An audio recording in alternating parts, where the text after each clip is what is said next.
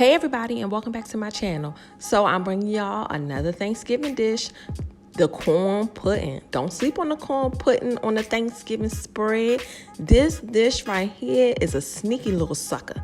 I'm telling you, you think you don't like corn pudding, you put it on your plate, then you tear it up. It's a necessity at the Thanksgiving dinner. So we're gonna hop right into the video.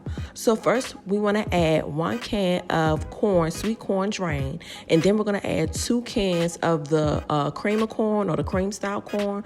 2 cans of that, guys, 2 cans. And then once we mix that all around, I'm gonna transfer this into my bigger bowl because we're gonna add more ingredients to our corn. I don't know why I started off with this little bowl, knowing I needed a bigger bowl to mix all this stuff up, but whatever. But once everything is mixed with both corns, you wanna put it in your bigger bowl, and then we're gonna add in 4 eggs, guys, 4 eggs. And also this dish will make a whole pan of the corn pudding. I'm gonna put it in my casserole dish, but this actually makes 1 whole pan, so you can follow this ingredients, guys, to a T, and this will make a whole pan. So don't pay attention that I'm making it in a casserole dish. But then I added a whole stick of melted butter, 1 cup of milk, and 1 cup of heavy cream. Guys, if you have half and half, just put 2 cups of half and half in there.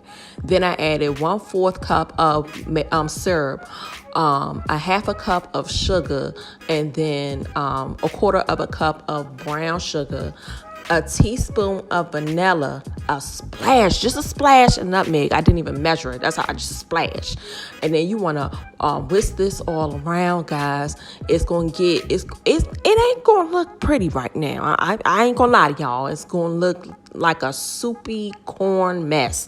But this soupy corn mess going to turn into something that everybody at the Thanksgiving dinner going to be like, who made the corn pudding? So follow these instructions. So I'm adding in my vanilla. I'm going to mix this all around. And then I'm adding in my Jiffy's corn muffin mix, guys. It's no point in me making homemade cornbread, because it's just, and you can use the cornbread mix, it's fine. So once I add 1 box of that, I'm gonna mix it all around, guys. You see how it's looking, and this is just to make sure it all adheres, because it's like a pudding, guys. It's like a pudding.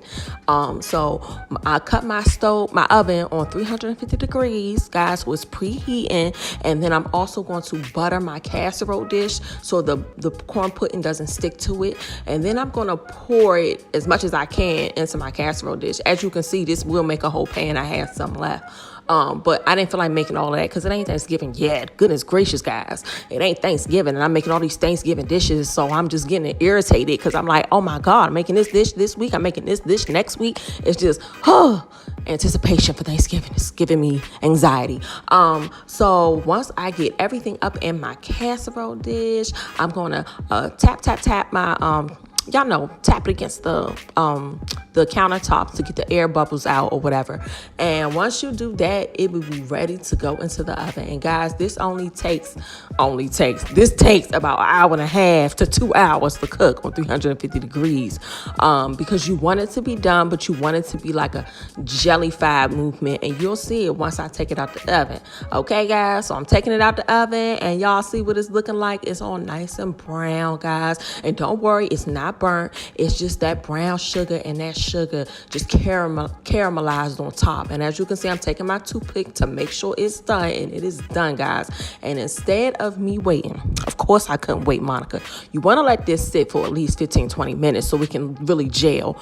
But me, I had to dig right on in as soon as it came out the oven, because I was so hungry, because it took 1.5 hours. Well, it took for me 1 hour and 45 minutes to cook, so I was ready to dig into that thing when it came out. So don't pay attention to that. But I'm going to show y'all what it looks like inside. And as you can see, it has some movement to it. And that's what you want your corn pudding to look like. You don't want it to be stiff. If you make it stiff, it's going to be dried out. It ain't going to be good. It's going to be nasty.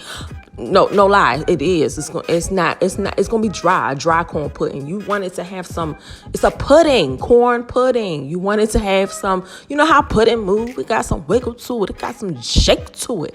But as y'all can see, this thing was nice and sweet. I mean, imagine that sweet potato casserole that I made with some jerk wings, guys. I got more in store for y'all. Y'all Thanksgiving spread about to be lit.